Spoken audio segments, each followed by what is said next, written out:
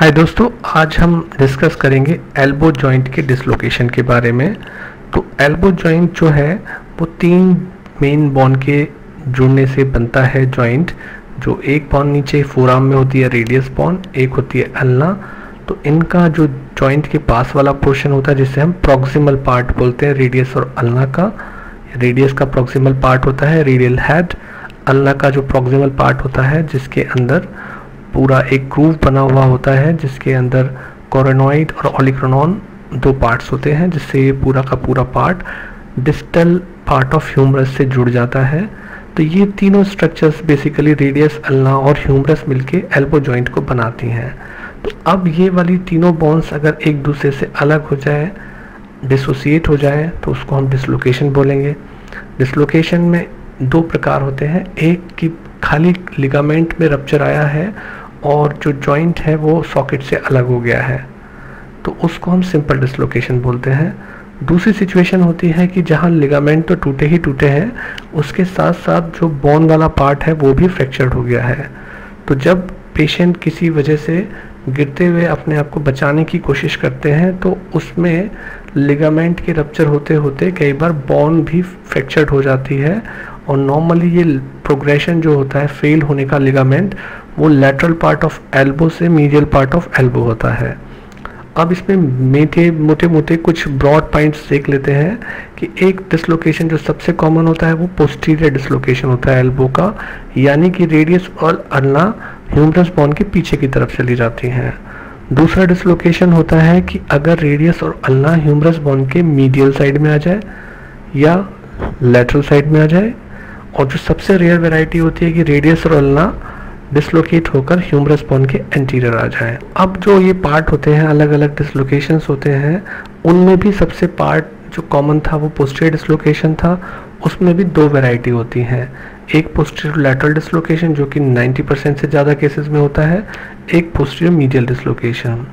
तो जब proximal ulna और रेडियस सॉकेट से निकल के ह्यूमरस के रेस्पेक्ट में अगर लैटरल डायरेक्शन में जाता है निकल के, तो उसको हम पोस्टीरियो, क्योंकि पोस्टीरियर डिसलोकेशन हुआ है और ये सारा का सारा रेडियस और अल्ना का पार्ट जो लैटरल साइड में जा रहा है, इसलिए हमको पोस्टीरियो लैटरल डिसलोकेशन बोलते हैं।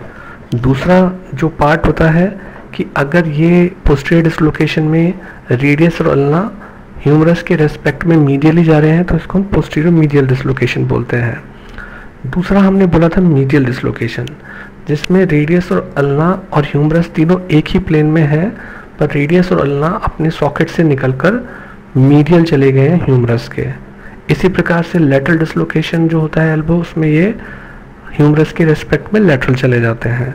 एंटीरियर वैरायटी बहुत ही रेयर होती है, क्योंकि जिस तरीके से अगर किसी की कोहनी मुड़ी हुई है और कोहनी मुड़ी में अगर कोई इस तरीके की फोर्स लगे कि ये पीछे से फोर्स लगे ओलिक्रोनॉन से और ये निकल के ह्यूमरस बोन के आगे की तरफ आ जाए, तो ये बड़ा ही एबनॉर्मल कॉम्बिनेशन है डिसलोकेशन का, तो बहुत कम होता है।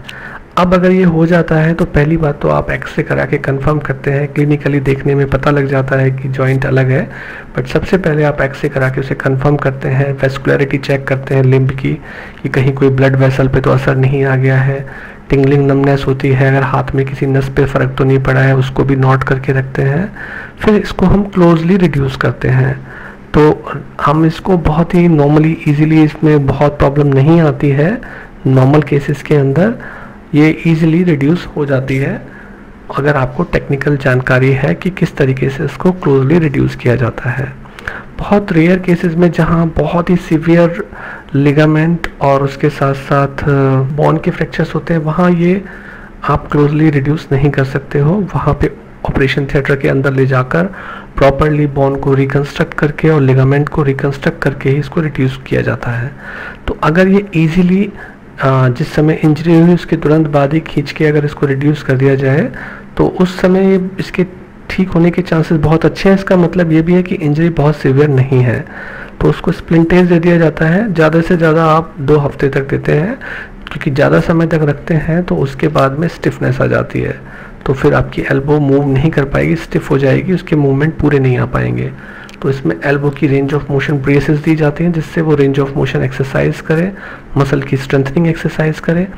बट अगर आप इसको जब खींच के बॉन को बिठा रहे हैं, उसके बाद ये बार बार निकल के भाग रही है, बॉन अपनी जगह सॉकेट में रुक नहीं पा रही है, डिसलोकेशन सही से करेक्ट नहीं हो पा रहा है, तो इसका मतलब ये है कि इसके अंदर लिगामेंट रिपेयर की ज़रूरत है और आपको ओपन करके उस लिगामेंट को रिपेयर करना है, जो कि मेनली अल्नोह्यूमरल लिगामेंट होता है। उसको रिपेयर करके एक एक्सटर्नल फिक्सेटर लगा के उस पोजीशन में मेंटेन करते हैं और धीरे धीरे फिर बाद में रेंज ऑफ मोशन एक्सरसाइजेस सिखाते हैं। सो आई थिंक आपको ये बेसिक सा वीडियो पसंद आया होगा। Please like and subscribe ortho DR Delhi.